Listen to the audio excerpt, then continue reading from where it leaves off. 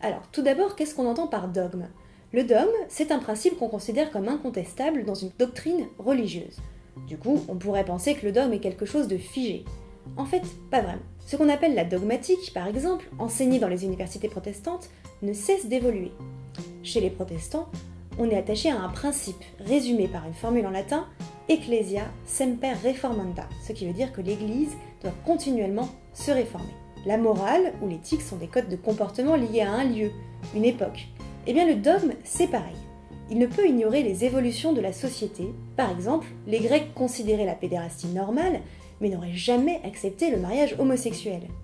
Aujourd'hui, pourtant, la pédérastie mène à la prison et le mariage pour tous figure dans la loi de nombreux pays.